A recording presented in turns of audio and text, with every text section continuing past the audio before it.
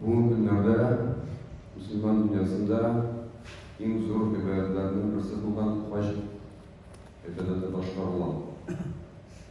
Elbette kimdir kardeşler, kimdir indi anda bulgan, kimdir bugün günde hacda, kimdir vakitle bizning müşriklerin verir deb şanlar gerek Allah'ın yollarlar. Hem biz kim bulgan iske düşüremiz, kim hac olarga biz tilimiz, hac kılalarga tilimiz olarga tiyişler örtü hacları başkarıp çarpıya yollarga şunun. Kim aynen hacıda bulmagan, hem bir yıl var olmagan, biz Allah'la müracaat ederiz. Andırı müşriklerin bir gün. Hac en zor ibadetlerden İslam dininde birisi, hem bu katlavlı ibadetlerden birisi. İslam dininde iki zor bayram var. Amalar belli zor ibadetler bilen. Birincisini bizim de ötkerdik, bu Ramazan ayı, ay boyu biz burada tuttuk. Allah'tan rızalığı için hem şu zor ibadeti tuğağında zor bayram, bu da Ramazan'ın ayıdır. Hem bu günlerde şulay zor ibadetlerden birisi başkarıla, o hac, şulay vakit boyunca tutulgan, көп amellerden turatırgan, katlovlu ibadet, hemen ahırı bulup tura, şulay zor bayram, Kurban ayıdır. Bu zor ibadet hem bu farz ibadet, her Müslüman bu farz kim için, elbette Müslümanlar için, Allah'tan tanışık kişiler için. Tanımayan kişi, Mekke'ye var uşuluk, Mekke jirliginde bulgan bütün kişi jirlerine ötep, barıp, çıkıp, bütün amellerini ötese, lakin müllinde Allah'tan tanımasa, bu indi hac bulmayı, bu bula ekskursiyona. Hem hac kılan kişilerden de, onlar için de bir mühim, Allah'ın hacıların hac edip kabul buluğu bir mühim. Çünkü kıyamet gününde eğer de biz ezirlenmişe barıp, vayımsız röveşte telefonda oturup eğlenip koysak, kıyamet gününde amelliklerinde yazılan bulurgan mümkün. Mekke'de buldu, mında buldu, ekskursiyada buldu. Lakin hacı kabul bulmadı. Şuna göre bu zor ibadet kimselerine teş, kim barabacında ezirlenip baraba teş. Lakin bu sebep olmasına teş, ikinci yaktan kimde teşli, hac ulanı kılırga teş, mümkünçeliği barıkta kelüge, sonra kaldırmışı. Çünkü bizler şimdi bar fikir, ettiler bir ezirlenip barba kerek hacıga, emin eli ezir tuğul. Minali dualarını bütünsünde bilmeyeyim, minali onda Mekke dereceliğine kartlarla yakında para çıkmadım, minali ezir tuğul. Şuna göre min, en yaxşı tilekler bilen ezirlenen, lakin hacıga barmayım. Andı, bu yakka dip etilmeyi bu hacıga barba elbette ilk mümkünçülük buluğa kişi barba deyir. Haminde ezirlenirge deyir. Lakin ezirlenmeden deyip hacıga barmasına degen ikinci yakka taba işlenmeyi bu hukum. Hacının farzlığı turunda deliller olarak bir küp. Hacı tilde unutuluğu, aynı şeriatta, bilgili vakitte, bilgili urunda, bilgili amellerine kılığı. Amalar indi kile Kur'an'da vakitleri, amelleri hamine elbette hadislerde kile. Euzubillahimineşşeytanirracim. وَعَقِدْنَا إِلَى إِبْرَاهِيمَ وَإِسْمَاعِيلَ أَنْ طَهِّرَ بَيْتِيَ لِلطَّائِفِينَ وَالْعَاكِفِينَ وَالرُّكَعِ السُّجُودِ. Bakara surasının 125. ayetinde Allah Teala uşağı İbrahim Aleyhisselam'a, hem İsmail Aleyhisselam'a uşağı benim yurdumda diye Allah Teala işi startınız. Startınız hem kim için? Tevaf kılışlar için akifini şu meşritte, şu yurtta buluşlar için hem rukuh hem secak kılışlar için startınız. Hem de Hac suresi zor ibadet olgaç Kur'an'da ayrım sure Hac suresi hem Hac suresinde Allah Teala emir bile İbrahim Aleyhisselam'a şi startkandan soň әзерләгәннән соң бу йортны алар аны төзүчеләр дә план ислам белән сыртын әзерләгәннән соң Аллаһ Тәала куша әмер бирә, чакырды кешеләрне хаҗ кылырга минем йортыма. Һәм Ибраһим галәйһиссәламның чакыруын ишетеп, ул битенле күккә элек яшәгән, ул инде Муса галәйһиссәлам, Иса галәйһиссәламга кадәр яшәгән. Бүтән диннәрдән Авраам дип атыйлар, инде ул безнең динебездә Ибраһим галәйһиссәлам исеме белән билгеле. Һәм аның чакыруын ишетеп, төрле җирләрдән бу Кур'анда килер дигән ябыгып беткән дөяләргә утырып, төрле җирләрдән кешеләр бу йортка килә башлар. Хаҗ кылырга. Шуңа күрә Ибраһим галәйһиссәлам вакытыннан бери Аллаһ Тәаланың шу йортына хаҗ кылу инде фарыз кылынган һәм кешеләр хаҗ кылалар, мөмкинлекләре булганнар. Һәм ничек бу йортка дигәндә бу Кыблатулла, Аллаһ Тәаланың бу йорты, бу 96 Имран сурасында аятта килә, иң беренче йорт яшәр өчен дигән түгел, иң беренче Аллаһ Тәала ибадат кылыр өчен төзелгән иң беренче йорт. Һәм бу йорт бәрәкәтле йорт, анда кылган ибадатларның савабы күпкә арта. Һәм инде бу йорт туры юлны күрсәтүче. Без һәр вакыт намазны укыйбыз. Шу йортка карап, кыблага карап, кыбла ул юнәлеш. Кайда без намазларыбызны укыйбыз һәм кылган ибадаттан кылганда шулай карап тырышабыз. Һәм инде шу йортның дәрәҗәсен аңлап, без инде 90 аятында кушкан Аллаһ Тәала Имран сурасының кем булдыра ала, хаҗ кылырга тиеш, омтылырга тиеш һәм барырга тиеш шу йортка. Һәм азагында бу аятның 90 Имран сурасының аятында Аллаһ Тәала әйтә: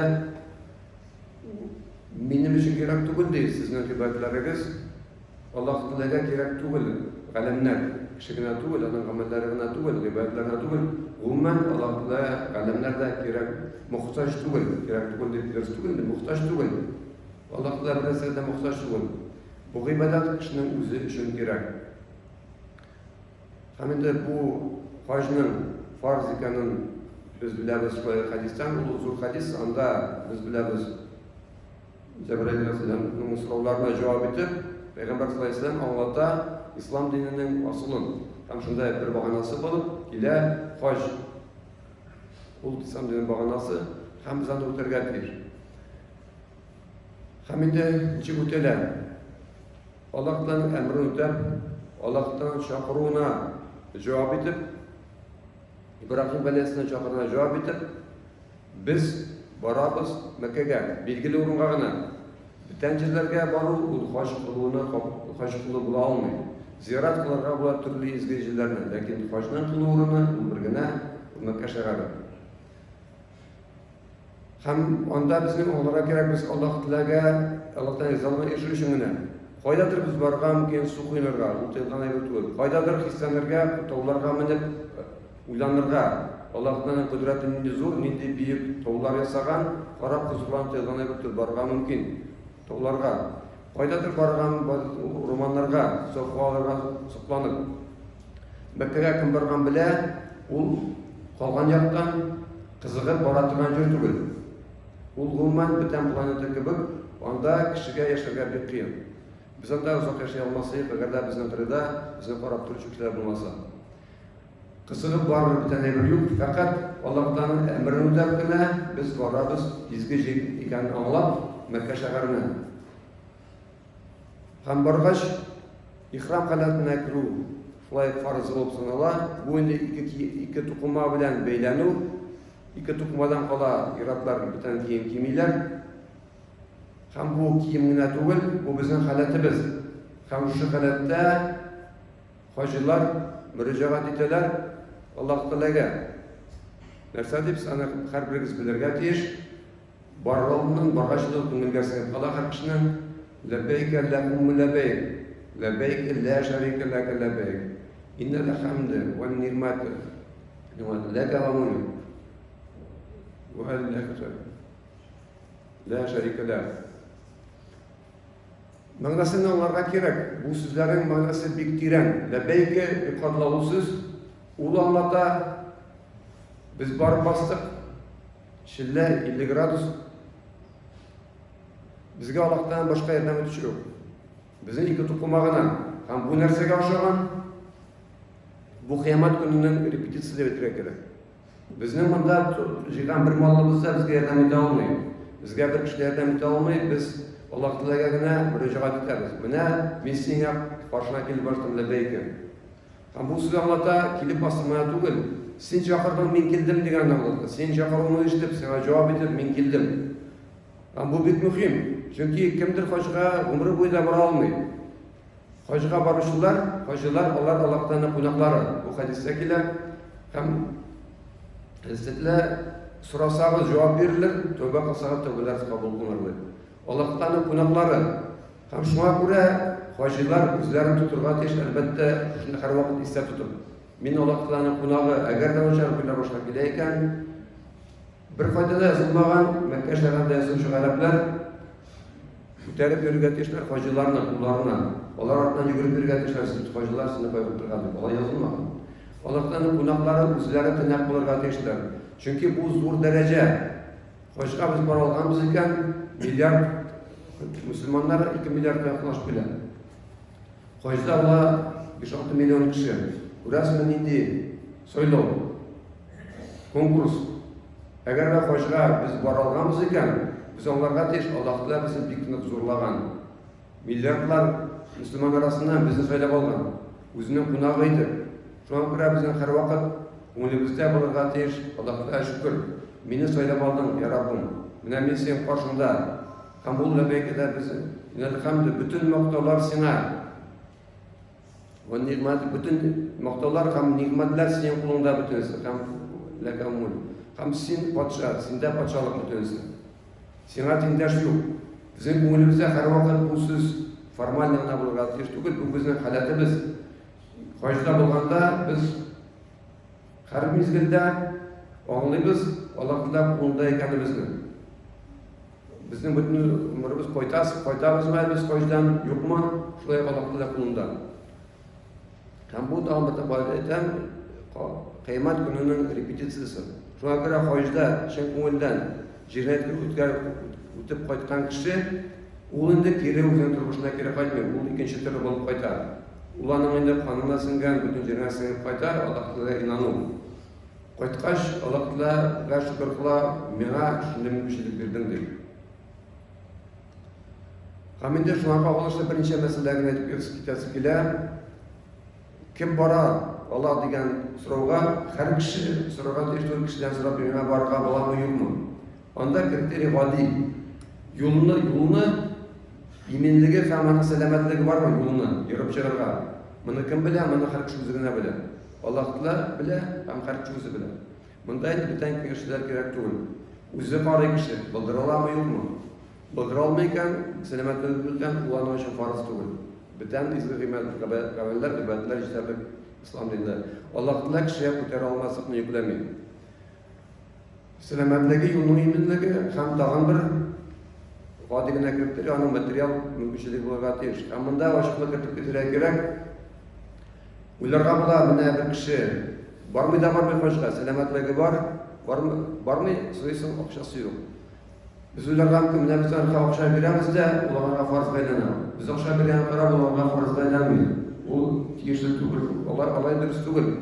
Сорап алса, хаҗга барганда бурычка бару шулай дөрес түгел. Кешенең булырга тиеш үз милке, Аллаһ белән тапкан. Әлбәттә, кешегә бирергә була. Хаҗга барырга ярдәм итү үзеннән, аның нияте бар икән хаҗга барырга, бирәсең икән, бер дә артык булмый. Сиңа да савап языла. Ләкин әйтергә ярамый, мин сиңа хаҗга дип биргән ягъсен акча бетердем. Без аңа акчаны бирәбез икән, ул аның акчасына әйләнә. Без анда шарт куя алмыйбыз. Кешене көчләп хаҗга җибәреп булмый. Ләкин аның нияте бар икән, теләге бар икән, мөмкинлеге материал ярдәм итәсе икән, аңарга да файда, сиңа да файдасы була кыямат көнендә. Бу тоткан малның бәрабәренә. Тагын бер тапкыр әйтүчеләр, бу бик кыен гыйбадәтләрнең берсе. Катлаулы гыйбадәтләрнең берсе. Һәм аның дәрәҗәсе дә Аллаһка каршында бик зур. hadislardan biz bilamiz, kimde-kim hojiga borib, tiyishli ravishda o'tab, noshar so'zlar so'zlamisha, gunohlar qilmisha, butun ibodatlarni tiyishli ravishda o'tab chiqar ekan, u hojidan qayta yangi tug'an bola kabi. Yangi tug'an bola kabi degach, bir gunohsiz. Shunga ko'ra ilk zamonda hojiga borib qaytgan kishilarni yurtda turganlar qo'noqda uy sayil. Chunki ular shista yangi tug'an bola kabi ularning duolari qabul bo'ladi. Ham biz ko'p vaqtda jengil qaraymiz, biz so'rarga yordamiz, lekin unutamiz gunohlarimizni kechirgan so'rovni. Buni uzoqlamay bo'lajak.